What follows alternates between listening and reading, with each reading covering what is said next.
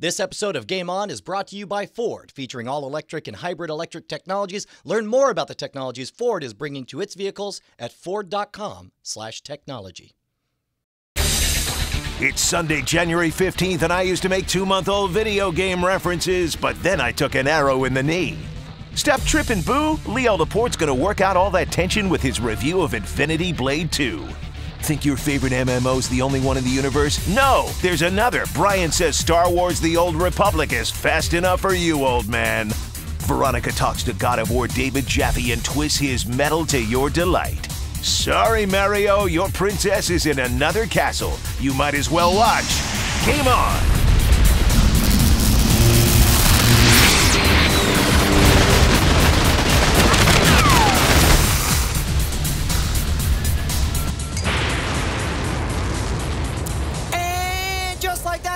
Time. Welcome to Game On. I am Brian Brushwood. And I'm Veronica Belmont, and this is the best damn video game show ever. And if you don't believe me, maybe you'll believe my fist. I like the way you start off by physically threatening the audience. Well, what could go wrong after this? You gotta tell them somehow. You have no idea how unbelievably we are excited about the show. Make sure to contact us. You can hit us up on Twitter at TwitGameOn. Drop us an email at gameon@twit.tv. And of course, twitgameon.reddit.com. Yes, and since you were too busy explaining to your mom what SOPA is, we've got all this week's news for you in the system update.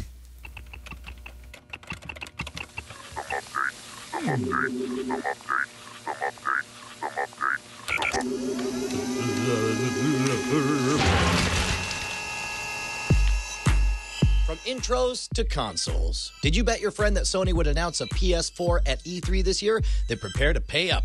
The powers that be say there is no PS4 announcement on the horizon, and that PS3 is just entering the prime of a 10-year life cycle. Of course, they could be lying to preserve a surprise, but probably not. So seriously, pay up. From PlayStation to Steam celebration. Online PC game distributor Steam announced that for the 7th year in a row, sales grew 100%. And more good news, during their holiday sale, they counted 5 million simultaneous users. In perspective, that's more than 13 times the amount of people who voted in the Iowa caucus and New Hampshire primary. From champagne toasts to suicide notes. While online game sales thrived, physical sales for games fell a massive 21%. What's more depressing for brick-and-mortar retail establishments? The numbers could have been way worse if a number of high-profile games, including Skyrim, Call of Duty, and Zelda Skyward Sword, hadn't been released. From wrist-slashing sales to pig egg shells. That doesn't even rhyme. Minecraft released an update this week. Among the new features in 1.1 are eggs that can be hatched into various animals, including pigs. Also added to the game, apples and regenerating sheep, of course. And finally, we move from updates by Mojang to a steam-powered Batarang. Concept art leaked this week of a canceled Batman game, Gotham by Gaslight. The game would have followed a steampunk-era Bruce Wayne hot on the trail of Jack the Ripper. The menus appeared on the site of graphic artist Julie Farrell, who said she created the geared-up Batman logo from scratch using various real-working machinery.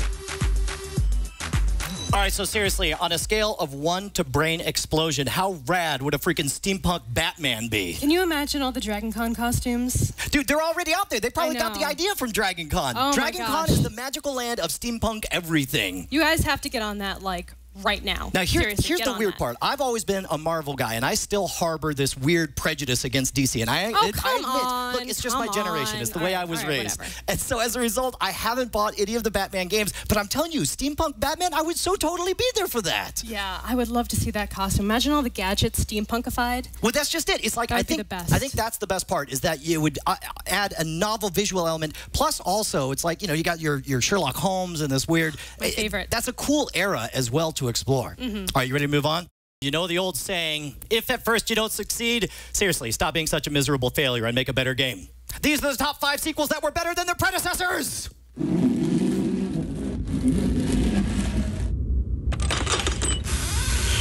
Initiate countdown.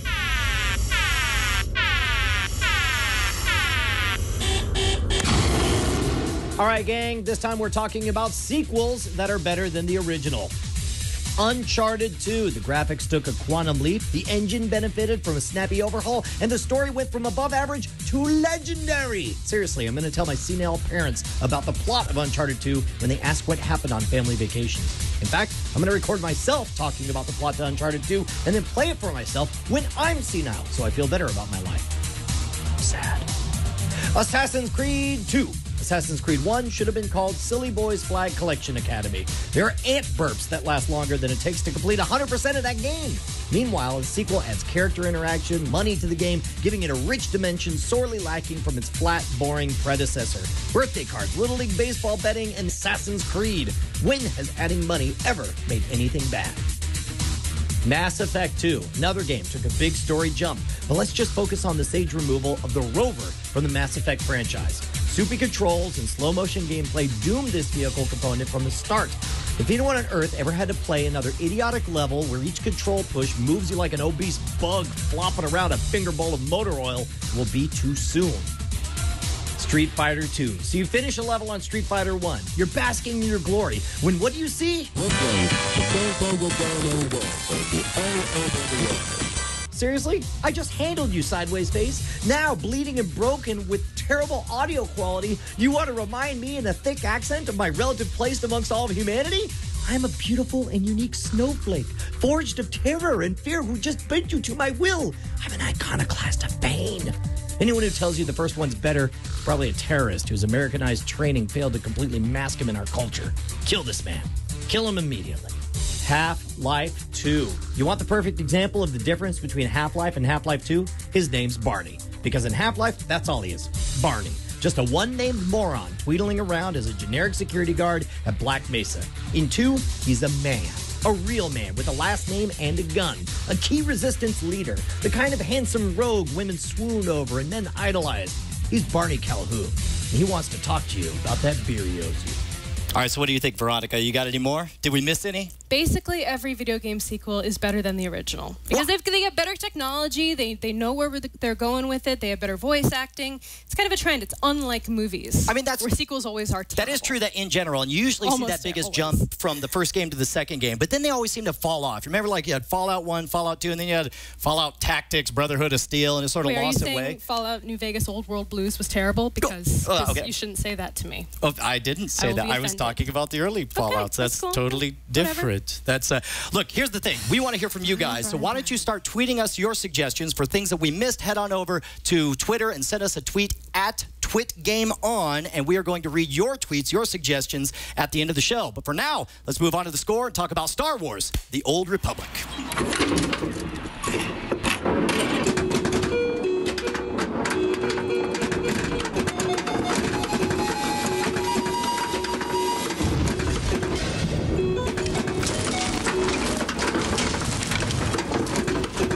All right, so seriously, how long have we been talking about Star Wars: The Old Republic, and how excited were you going into it, and how much do you like it now that it's actually out? I do love it. I'm still only like level 14, but I'm having a blast with it. Now, when you first, one of the things we heard about from BioWare, they've been talking for the longest time about the fourth pillar of MMO gaming, saying it was going to transform everything. I know that you were really huge into World of Warcraft, and the addition of voice acting should theoretically make all the stories more compelling. Are you feeling that bear out?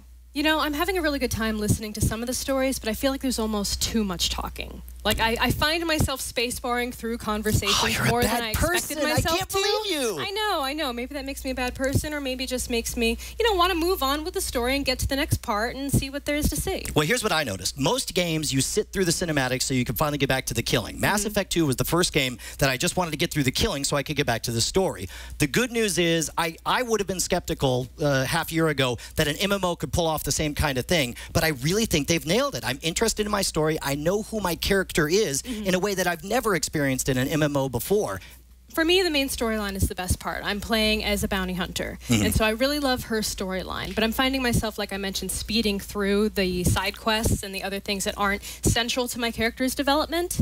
So maybe that's the difference. Well, now, and I think there's a difference between refusing to take a bunch of side quests because you want to stick to the main story. I don't refuse them. I just ignore the talking in them. It's different. See, that's just it. The talking is the best part. That's the actual exploration. That's when you see your character development and you have to make those tough decisions. That's one thing BioWare is always excellent at, is giving you the these agonizing decisions where you want to do the one thing, but you feel honor bound to do the other.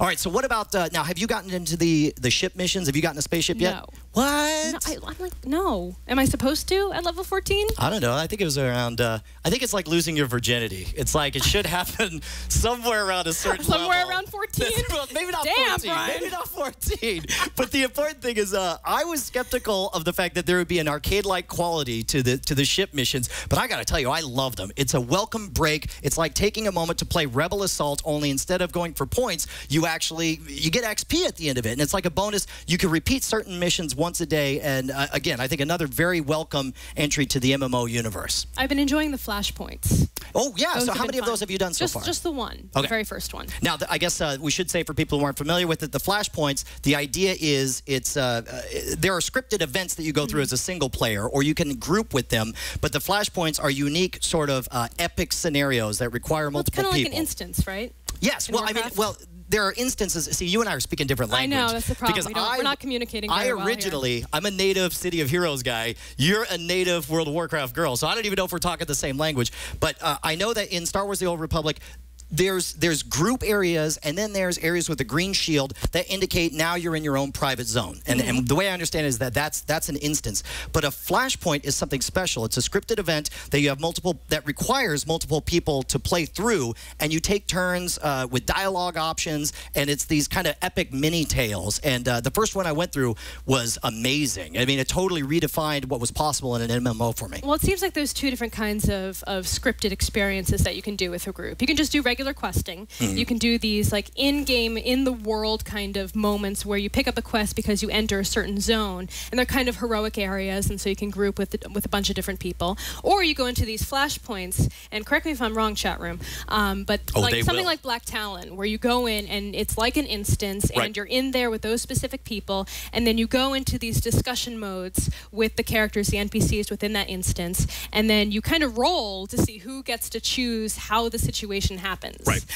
So are you going to be a badass, or are you going to be like a good person? Are you going to kill the general at the end, or are you going to let him live? It's stuff like that. Well, and so that's one thing we should bring up as well. I was shocked. One of my biggest gripes with City of Heroes and with World of Warcraft from what little I played was that it required so much that you run around with other people in order to get any of the good stuff that I always felt like I was falling behind, and it was so difficult to play single player alone. The storytelling in Knights of the Old Republic is so good that I've played almost the entire game exclusively single player. And it's been fun to have this Mass Effect type experience, but know that my buddies are around. Now, having said that, I wish that I had done more stuff with my buddies, but we're never at the same level at the same time. And I feel like it's annoying to me. I wish that back in City of Heroes you could do something called sidekicking, where somebody would instantly mesh your level. They'd be 2 levels behind you so that you could go on adventures together. I want so bad to have something like that in Star Wars The Old Republic. Well, I mean, you have companions.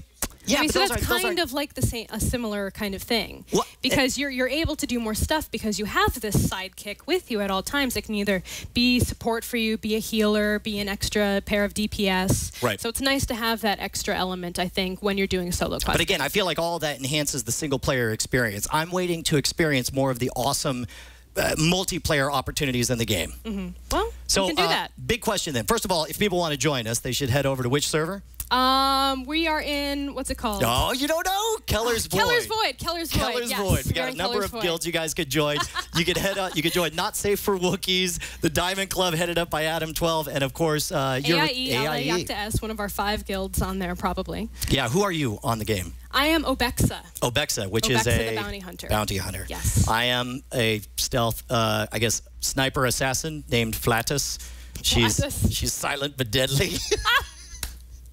Awesome. Look, all right, big last question. First of all, I'm going to say 2 things. On balance, I think they've really nailed it. I'm not going to call this a wow killer, but I will say that I think sometime in 2013, the big news story is going to be that they've tied World of Warcraft. I think they're going to Ooh. expand a lot over the next That's 2 soon, years. huh? Well, because also World of Warcraft is struggling right now. It's sort of in the down phase. Do you of think its, that the Diablo 3, if you get the like lifetime Their membership, entrapment basically, scam? their entrapment scan, do you think that's going to help them keep the numbers up? I think it'll push back the inevitable for another year, and that's about see. it.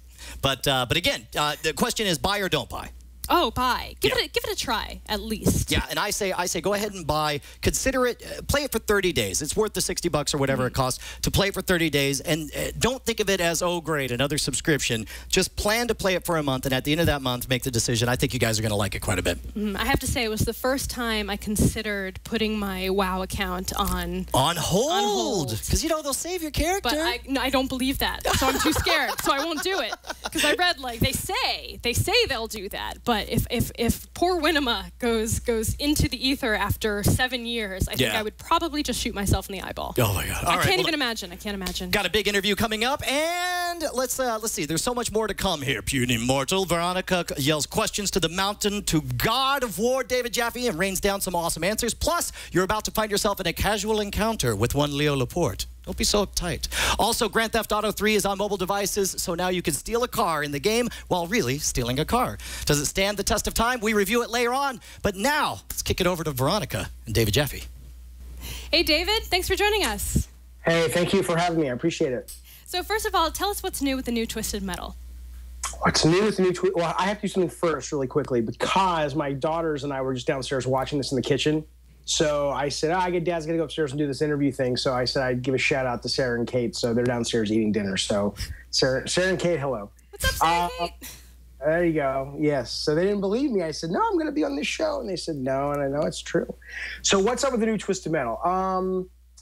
Oh my gosh, man. I mean, everything, it's really the game, we've been saying in the press a lot that it's the game that we've been wanting to make since the very first one back in 1993 or 95, but we had the idea back in 93. And I'm sorry. See, this is the issue. You're just Skyping into my house on a Sunday night. I'm sorry, what, hon? This is how live TV happens, folks. This is better. This is better than, Okay, so Twisted Metal. No, I mean, we've been wanting to do kind of this vision that we had in our heads since 93 when we made the first one that came out in 95. And really just, we were so inspired by action movies and, as weird stuff as like Smoking the Bandit and Bullet and just these great sort of action chase movies that we had all grown up with. And so to finally actually be able to make a game, especially now that it's online right out of the box, that really kind of, speaks to that original vision, so that's kind of what's new in this. And so I think we've kind of actually hit the fantasy for the first time in terms of helicopters and semi-trucks with these huge trailers that like sort of Knight Rider and Spy Hunter style that you can drive in the back and man guns and stuff like that. It's very, hey, Kate, you're on the show now, honey. Okay, fair enough. Small child photobomb. Come on. Come say hi. Who cares? Hey, girls. Come on. This is Kate and Sarah. You guys got to go away, though, because we're doing this thing. I'm sorry. You got to buy, your audience has to buy my game. I got to feed these kids. Come on. That's why they're here. Yes, I see the iPhone. Go. I can't see you. You are on a show. You're literally on a show. You're on internet TV right now. Hey, go away. People, hi. I swear to God, I just think that go away. I farted. Fair enough. Now you know it's my kid. Close the door, please. Close the door. Point being, on Twisted, what are you going to do? On Twisted Metal, yeah, man, I mean, it really is, though, the fantasy that we've had. So, I mean, yeah, there's tons of brand new modes, lots and lots of sort of, host settings, lots and lots of, good Lord, there's like over 30 levels, 30 individual maps you can play, local split screen, 2 to 4 players, 16 players online, team modes, free-for-all modes, 17 vehicles, tons of weapons. I mean, it's kind of the ultimate fantasy. So what I've been saying to people, I kind of got in trouble when I said this week, which is basically, it's like, look, if you've liked Twisted Metal or you've ever been interested in games like Unreal Tournament or Quake or Mario Kart Battle Mode or Mortal Kombat, this is that kind of game, that really speaks to those sensibilities. And so I got a little in trouble because people were like, well, you got to pitch it to everyone. It's like, yeah, but it's not always for everyone. I couldn't be more proud of the team in Utah and in Santa Monica, and this is the best game I've ever worked on. But it's really, I think if you love Twisted Metal, you're going to absolutely think this is the best one. I mean, it's fantastic, dude. First off, they can't hear you because I have like the headphones or whatnot. So. Don't tell her we can actually hear her. You wanted an interview with Jaffe, right? So that's what you got. So you got to just roll with it, my friends. This is the real Jaffe. Love it. The real Jaffe. So, but that's Twisted Metal. So we're real proud of it. I can't wait to get it out, to the public in a couple of weeks. Good God, in less than a month now. So yeah. Soon. Well, we have some questions from our audience as well over from the Reddit. Daniel RH9 wants to know, first of all, great to see an Alabama boy make it big in video games. Cool, and then, very nice. What's your best advice for someone looking to get into the video game business? Well, goodness, it's tough. It's not tough to get in. I mean, it's a tough question because there's so many different jobs, and there's so many different kinds of games now. One of the great things about games right now is, I heard you guys talking earlier about sort of the. I heard they Dude, said oh my God, these guys are on a schedule. Oh my God, this is like Veronica Belmont. Do you know who that is? She will crush your dreams. She will crush your. You want to be a dancer, right? Yeah. She will crush your dancing dreams. Breaker of children, Veronica You Belmont. do not want to get on her bad side. That's not true. She's really nice. But the host guy has this hair that'll stab you in the heart. It's sharp. So he does. Yeah, look at that. Look at that. Go back. Look at that hair. Look at that hair. You know what I'm saying? It's like little spires of volcanoes coming out of those things, you know? But let me answer these questions and we'll go watch Phineas and Ferb. Go. Go. Yes, go. Okay. But yeah, I mean, there's so many different, you look at, a lot of indie games and there's the big games. There's a lot of stuff in between now. And so it's a tough question in the sense that there's lots of different roles on teams. It's a big team sport. I mean, obviously, there are always, depending on the game, the best case scenario is you've got a team where everybody is contributing to the vision and adding and making it better. But you've always got sort of at least a handful of people on the team that really kind of drive it, no matter the size. And obviously, the more people, if they're in on that vision, the better. So I would say to the guy who wrote in, I think the first thing is to figure out what you want to do, what role you want in games, because there's a lot of different things you could do. And then, look, there's so many options, even if you're not doing it immediately professionally in terms of the mod community, things like Game Salad. I mean, there's so many ways to get your games out there and learn the craft and then just sort of bang on doors and make phone calls. I've had people reach out to me on the internet all the time. And over the years, it's like, oh, I'm struggling. And then before you know it, I'll get an email saying, hey, I finally landed a job at a really big game company. So it's absolutely possible. The industry is always looking for talent and good ideas. And, I would say work really hard and don't give up. And there's be tenacious and be resourceful because there's a lot of resources on the internet that will open the doors for you. Excellent. And then TN Mark wants to know, what made you decide to turn back to AAA titles after Calling All Cars? I think honestly, I mean, we actually started the new. How are you? Are things going well? Yeah. I'm peeing. That's fantastic. It's not, I don't really think you think about it that way, right? I think, you can kind of look at it in retrospect and say, oh, this was more of a big budget, retail game. This was a small game. But you really just kind of follow your passion. And we've worked with Sony, both as employees and then as sort of contract workers as we are now at Eat, Sleep, Play. And we've worked with that crew in Santa Monica for so long and so many years that, they've really been great about letting us kind of follow the things that excited us. And so we never really, I don't think, perceived it. I mean, we did initially start Eat, Sleep, Play going, hey, let's make, a studio that's built around small games. Oh, okay, fair enough. That's good stuff. I don't care. What do you think's happening? Do you think you're scary? You're Tintin. Oh, okay. Would you guys like a movie review from an 8-year-old? Sure. I swear to God, I wanted to walk out of Tintin, and they did too. I don't know. I love Spielberg. Well, that's a horrible movie, right? How was Tintin? How was Tintin? She's asking. Oh, just so you know, the iPod. I'm Justin Bieber Blanky. Okay. I'm Justin Bieber Blanky. Okay, go, guys, go. Go. But you know what can I tell you, my friends? So your question was really great, but I forgot. Oh yeah. So Calling All Cars. We started Eat, Sleep, Play and said, let's make some, let's get into the small downloadable space. And then we started Twisted as a smaller game, and Sony really liked it, and we really liked it and saw potential for a bigger game. And so you don't really think about it that way so much. You're just kind of, you're real fortunate to work with individuals and a publisher that, are willing to sort of let you follow your, I don't know, not to sound too corny, but your muse wherever it leads. And so on Calling All Cars, we were kind of feeling the smaller game space. And now on Twisted, we're feeling let's go back to the sort of the big leagues and see what we have to say and if we can connect with people. So who knows what's next, I think your next game should be Justin Bieber Blanky. Justin Bieber Blanky? Justin Bieber Blanky. I like that. It would be, you and I can design it together. So Justin Bieber Blanky, what would that be? I think you have to have like the Connect to do like his little hair flip thing. That'll be part of it. And I only know about the hair flip because I actually. And then you can say stupid Justin Bieber, but you couldn't stop watching the damn movie last night, could you? I think they got a little crush on Justin Bieber, and they'll say, no, he's gross, he's disgusting. But they couldn't stop watching it, so. Yeah, that's how we all are. We have a next question from L8 Night Z. Let me ask you a question. Okay, what's up? What is that about young, like 10 to tween? I guess called tweens, right? Where they like guys that look like girls. Is that like because it's non-threatening? I was just gonna say non-threatening. It's a non-threatening that's thing? probably what it is. Kate, why do you have a crush on Justin Bieber, Kate? I do not. You do. You want to kiss him. Deny. That's all what they're about. Yeah. Okay, fair enough. Go ahead, guys. Sorry. What's your next question? The next question is from L8 Nights. I've seen that in this latest release of Twisted Metal that you took a different approach to the selectable characters in the game. In the past, there were many contestants to choose from, but now we focus on 3 main contestants, not including Preacher. What led your team to choose this option for the game's development?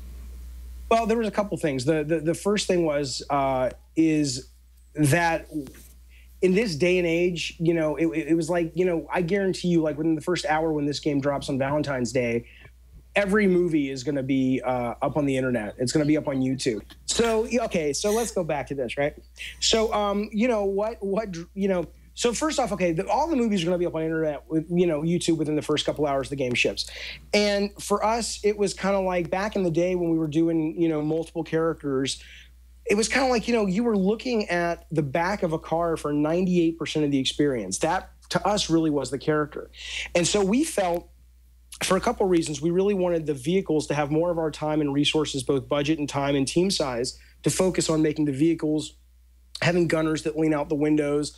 You blow up an enemy car and the gunner flies out and he's on fire and he's running around and the driver runs out on fire. And if you hit the driver before he dies from burning up, you know, you get extra health. And if you hit the gunner, you get a random mystery weapon. And we wanted to kind of build out the characters as the vehicles more that way. But it was also the story and sort of fleshing out the universe. We figured that, you know, I've always called them like twisted knock-knock jokes, which is in the past it was like you'd play a character in Twisted Metal and he'd have his wish and then, you know, you'd see the ending and it was like, you got screwed by Calypso. And there's like so many times you can do that, especially since we've done it since 95 with the first game, that we felt that we would have rather spent our resources and our time to really flesh out a handful of characters versus, you know, 12 that ultimately, you know, it's not so motivating anymore to kind of play through the same game. So we wanted to make sure the campaign had different bosses for each character, a lot of different levels, different modes. So while a lot of people are so far until they played it, they kind of lament the loss of a lot of individual characters.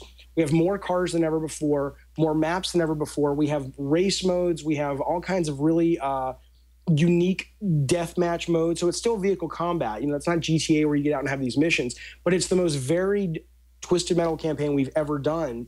And it's a lot richer and it's a lot more satisfying. And so I get that a lot of people are like, oh, I miss No Face and I miss, you know, the guy who drove Yellow Jacket and things like that. But I think when they play the campaign, I think they'll feel that it's a campaign for 2012, and it's deeper, it's richer, it's more satisfying, it's more varied, and just to kind of go through the same game over and over and over with just a different character. And the only difference in gameplay really is a special weapon and the character you see on the select screen at the end menu. It ultimately that may be what they think they want, but I really do feel end of the day it just wouldn't have been as satisfying.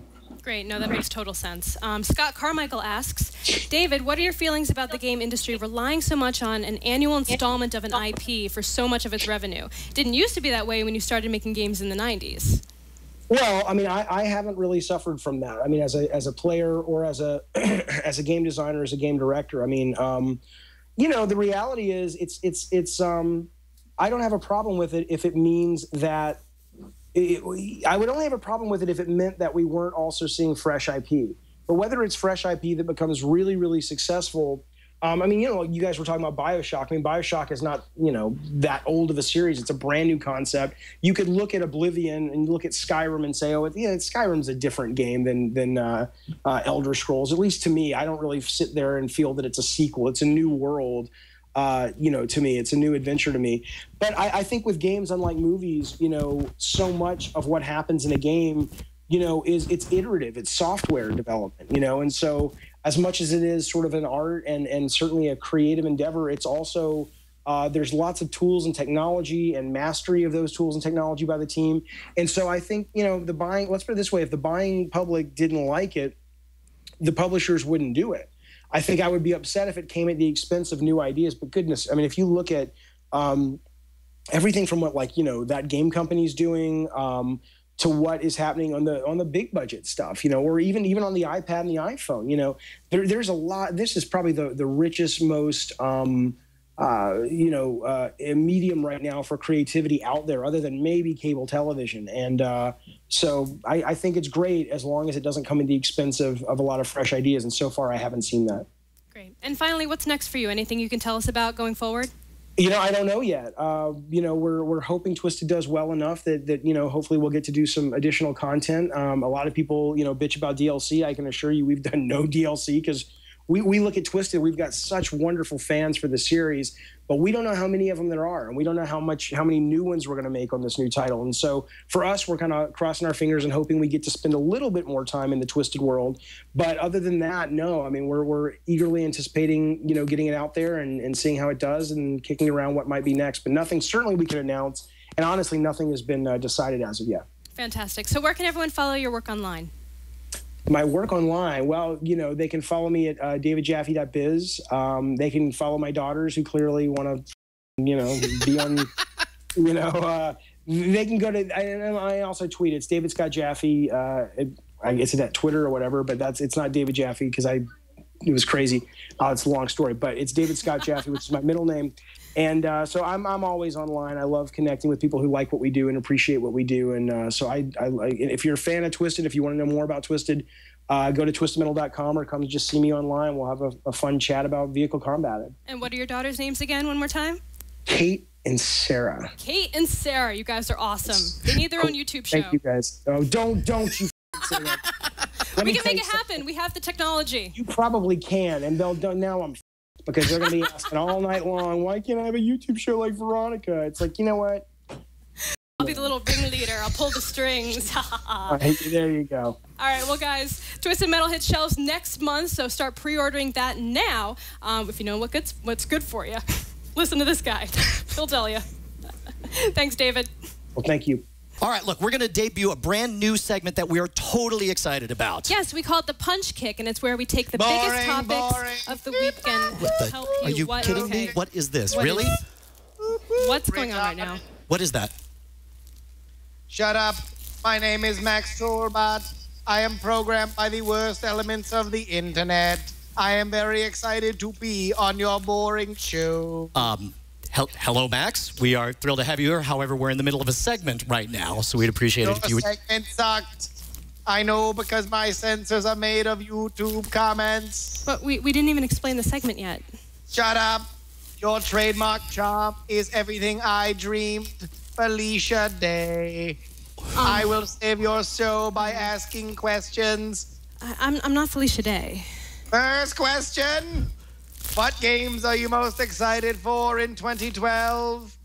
Okay. That's a real question. Yeah, no, that's fair enough. Well, you go first. What do you got? Well, I'm really excited about Mass Effect 3. Oh, my God, dude. Mass Effect 2 totally sucked away 2 weeks of my life. It was amazing. I know, because I'm playing Star Wars, The Old Republic right now, so I'm ready for, the next step in BioWare awesomeness. I'm ready for Mass Effect 3. And I guess I've got sequel mania as well because I loved the BioShock franchise. I loved the dark, dingy interiors. But what I'm really crazy about is BioShock Infinite. Not only is it beautiful blue skies, the vistas, but also a new, whole different set of powers and an interesting political philosophy to explore as well. Mm-hmm. Yeah, I'm really excited to get kind of out of that underground, dingy, underwater environment and into the bright, beautiful sunshine in BioShock Infinite. Absolutely.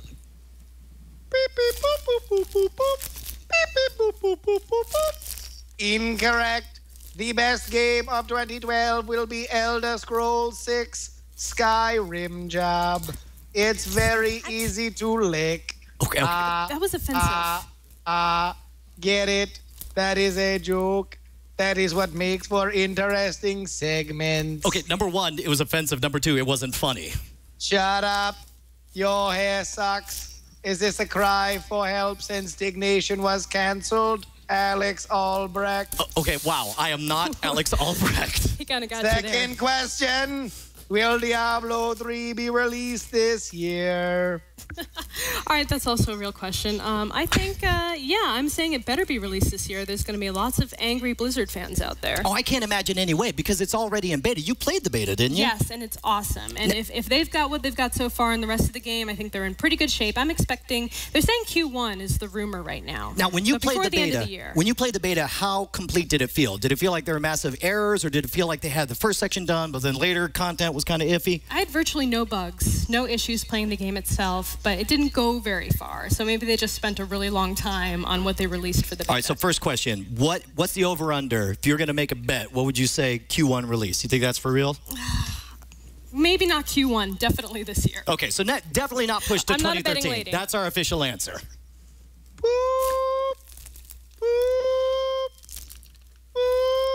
Incorrect. It doesn't matter when it's released. It's going to suck harder than Duke Nukem forever. What? I only do two things: under-deliver on massive hype and chew gum, and I'm all out of gum. Okay, that's not even funny. No, stop it. Diablo 3 is going to be amazing. Yeah, no, I'll back that up for sure. I mean, I've already played the beta. It's good. Felicia, girls shouldn't be allowed to play video games or drive a car or vote. Third question. The Battletoads were black. What? Is that a question? I don't think it is. Correct. They were totally black. Okay, you need to go. That was. Yeah, no, that's you're done. Offensive. No. Okay, no, seriously, off the set, dude. Guys, I'm really sorry about this. I was just.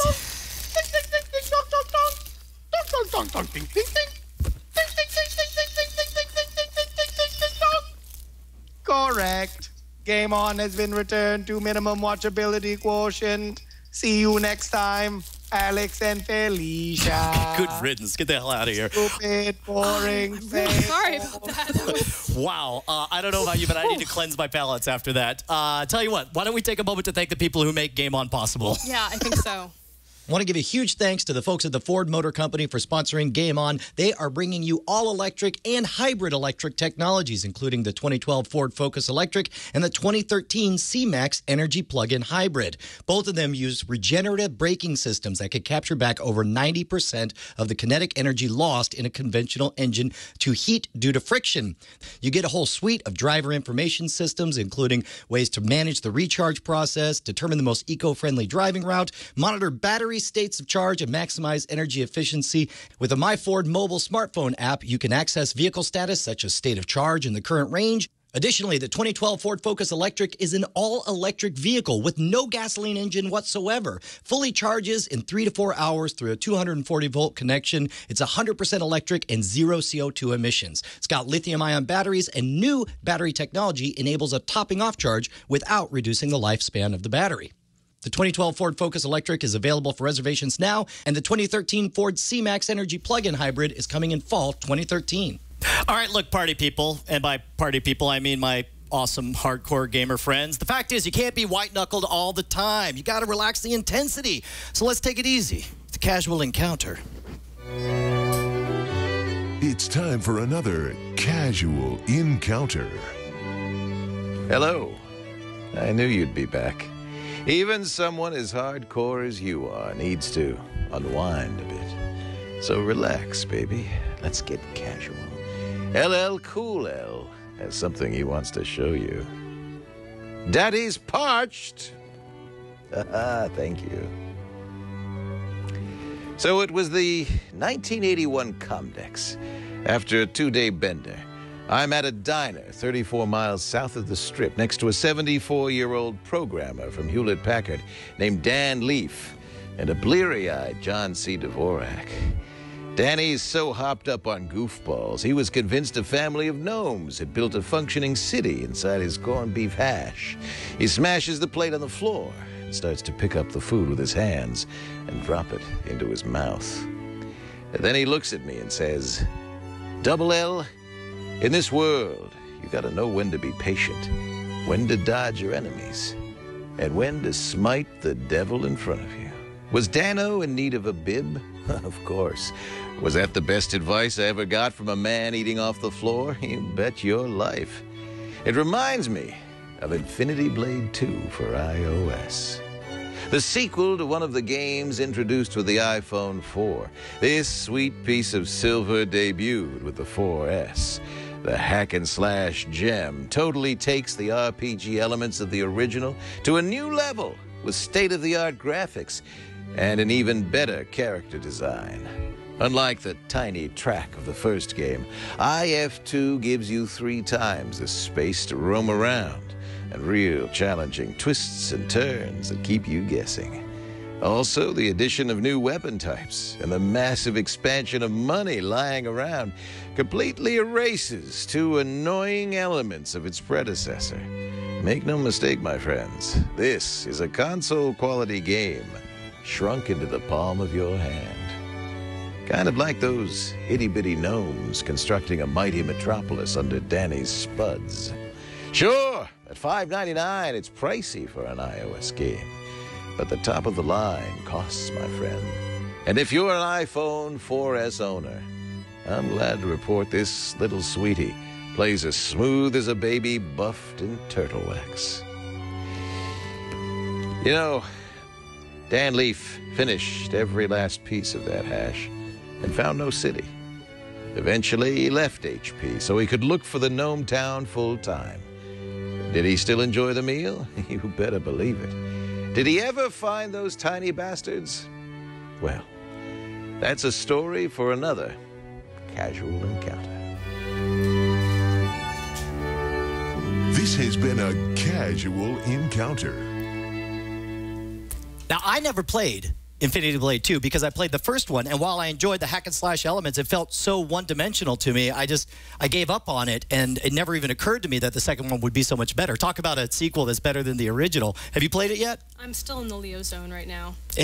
You're lost. Like, you're confused, and you're in your own special place. He trapped me with his eyes. It was the mustache that did it for me. He trapped you in his mustache. I'm pretty sure Leo will deny that's him, by the way. That's an entirely different person. Those were also not my fingernails, unfortunately. I cannot keep a manicure up to save my life.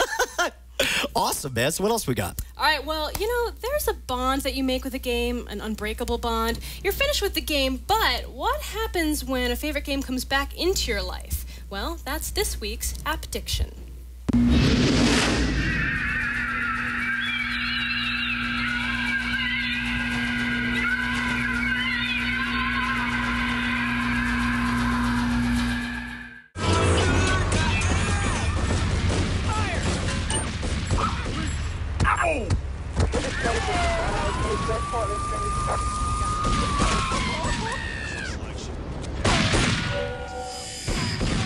What the what?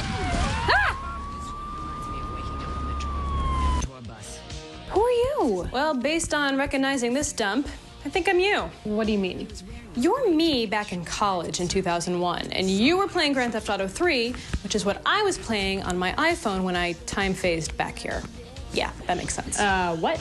Well, sometimes when you're playing a game that you were in the past, it opens up a nostalgia hole in the universe that takes you back to a moment when you were feeling the exact same way about that game. Yeah, that sounds like something I would make up because I don't actually understand what just happened. Shut up. Either way, I remember this. Yeah, you were playing GTA 3 for 13 hours straight, and you were gonna get up to take a shower, but then you decided to find all the secret packages on Staten Island instead, which was awesome, by the way. Also, you smell. Shut up. What are you playing that on? Oh, this is an iPhone. It plays games just like your PS2 does, and it runs GTA 3 just as fast and just as smooth as it does on your little console there. What? Well, you see that iPod over there? That's going to turn into a thinner iPod, and then that's going to turn into a few different versions of an iPod. Then it's going to turn into a phone, and then the phone is going to turn into a thin iPod that you can't make calls on. And then that's going to blow up into like a tablet-y, book-looking device called the iPad that you can play games on, but you can't make calls on. Please remember all this because you're going to be a tech pundit one day. What's a tech pundit? Pretty sure it's someone who makes stuff up even when they're not entirely sure what they're talking about. But seriously, though, it's amazing how far we've come in 10 years. A game that was a bestseller and known for its expansive 3D maps and environments now runs like it was built for a platform that fits right in your pocket. Yeah, that sounds pretty awesome. So, if you're me 10 years from now, have we gotten, you know, a house full of cats? Oh, yeah. So is the anthrax thing, is that still a thing? Holy crap, did I just open up a nostalgia hole by playing Grand Theft Auto 3 on my neural implants? Told you that was real. Never you mind that 2012 Veronica and 2001 Veronica. The president has been taken hostage, and the only way we can free him is by playing Grand Theft Auto 3 for 13 hours straight without showering. Assemble!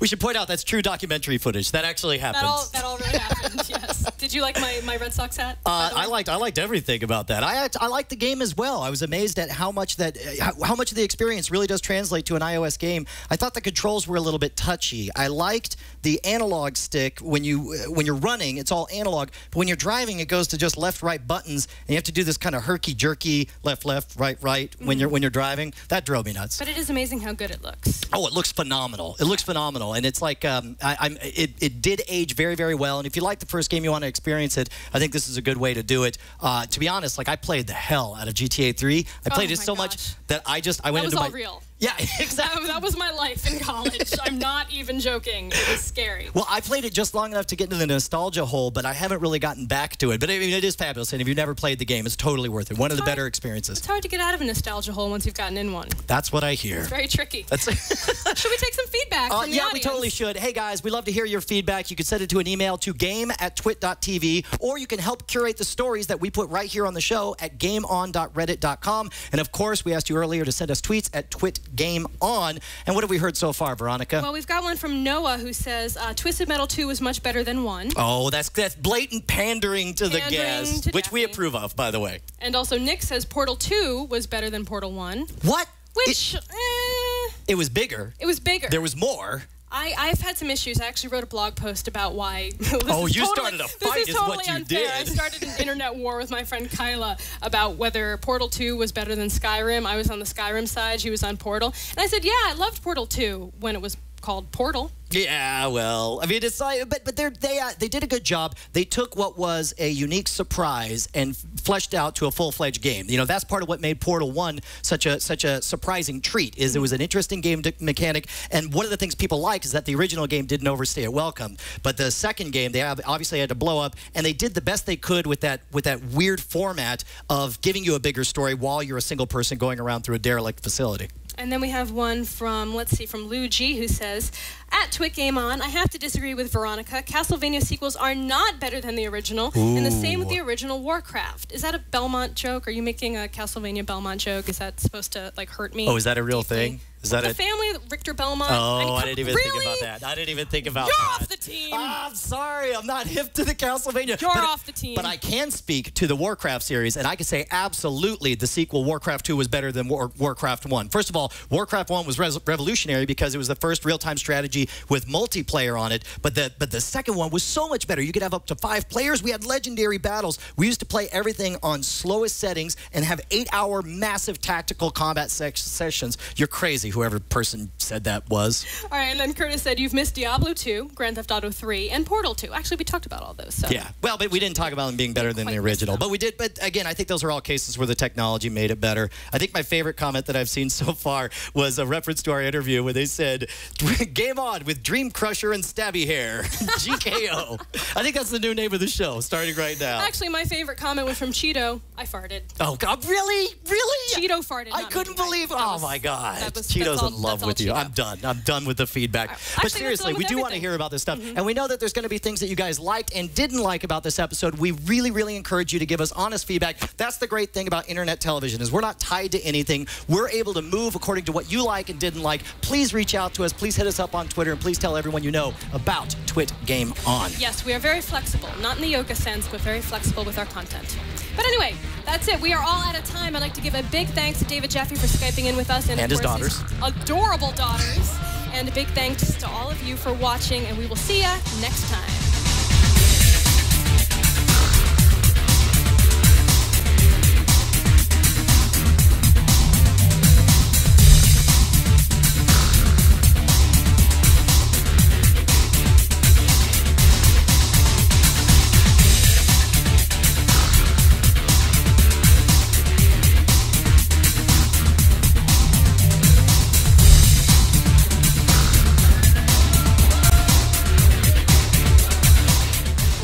Look at me. I'm Dr. Zoidberg, homeowner.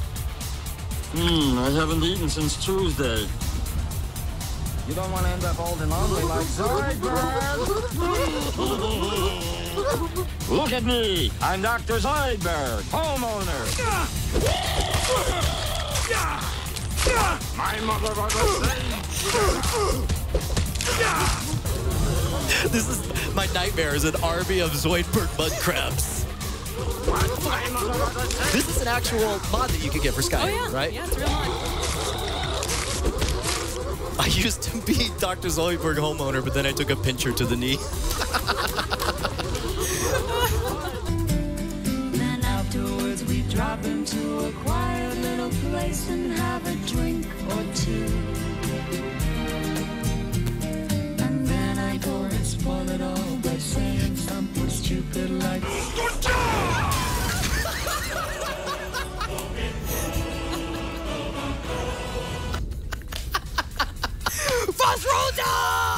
Happy First Roll Dawn to all of you guys. Thank you so much for sticking around. We hope you guys enjoyed Game On. I need a drink. I need a drink.